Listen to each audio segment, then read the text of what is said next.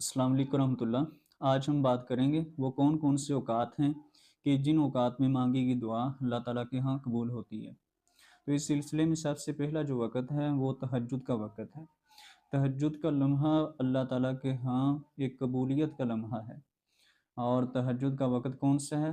रात का जो आखिरी पहर होता है, वो तहज्जुद का वक़्त होता है। तो नबी करीम सल्लल्लाहु अलैहि वसल्लम ने सारी ज़िंदगी इस लम्हे को ज़ाया नहीं किया। यानी आप जहाँ रोज़ाना 5 वक़्त की नमाज़ पढ़ते थे, वहाँ ये तहज्जुद भी पढ़ा करते थे।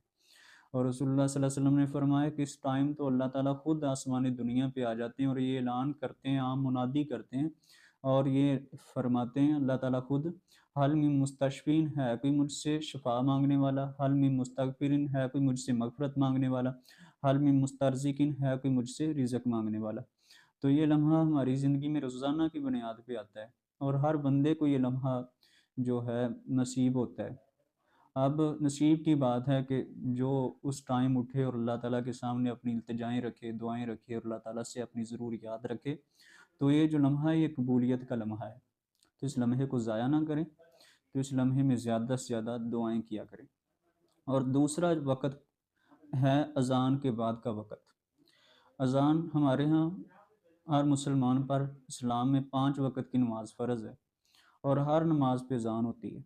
अज़ान के फ़ौरन बाद का जो वक़्त है ये कबूलियत का वक़्त होता है। तो इसके बाद आप दुआ कर सकते हैं अल्लाह ताला के यहाँ, ये भी 100% इंशाल्लाह कबूल होगी। और तीसरा वक़्त फ़र्ज़ी नमाज के बाद का वक़्त। हर फ़र्ज़ी नमाज के बाद का जो वक़्त होता है वो कबूलियत का वक़्त होता है। और तीसरा वक़्त नबी सल्लल्लाहु अलैहि वसल्लम ने फरमाया दुरूद इब्राहिमी पढ़ने के बाद सलाम फेरने से पहले का जो वक़्त होता है ना, वो भी एक कबूलियत का वक़्त होता है। यानी आखिरी तशहुद कह लें।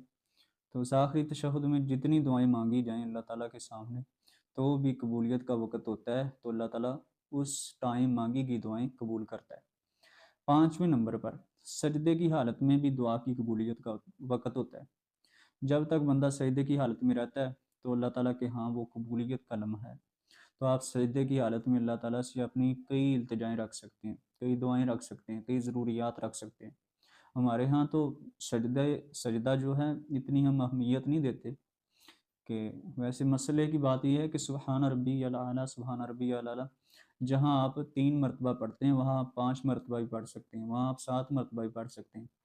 और सजदे जो हैं हमें ज़्यादा से ज़्यादा करने चाहिए और लंबे-लंबे करने चाहिए। नबी करीम सल्लल्लाहु अलैहि वसल्लम इतना लंबा सजदा करते, सहाबा कहते हैं कि हमें गम हो जाता कि आप सल्लल्लाहु अलैहि वसल्लम कहीं दुनिया से रहलत ना फरमा गए हों, यानी दुनिया से चले गए ना हों या आपकी रूह परवाज़ ना कर गई हो, तो इतना लंबा नबी सल्लल्लाहु अलैहि वसल्लम का सजदा होता था।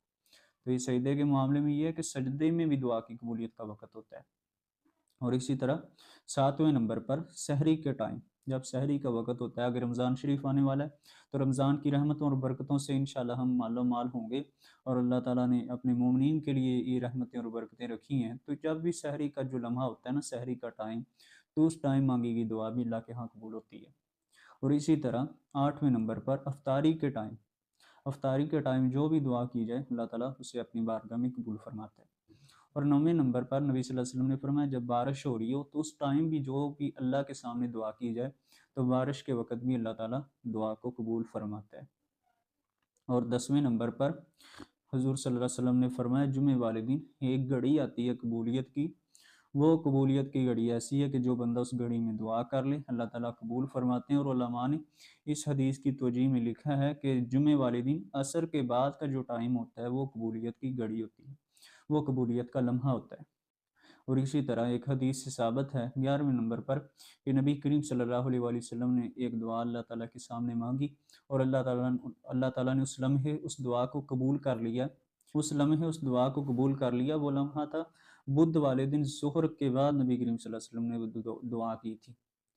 बुध वाले दिन ज़ुहर के बाद नबी करीम सल्लल्लाहु अलैहि वसल्लम ने दुआ की थी।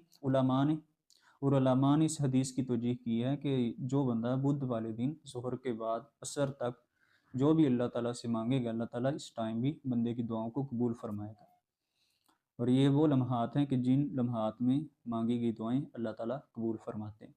तो एक मोमिन इंसान को अपना वक़्त ज़ाया नहीं करना चाहिए। इन लम्हात में ज़्यादा से ज़्यादा अल्लाह ताला से मांगते रहना चाहिए और अल्लाह ताला से हमारा ताल्लुक़ भी इसी तरह का होना चाहिए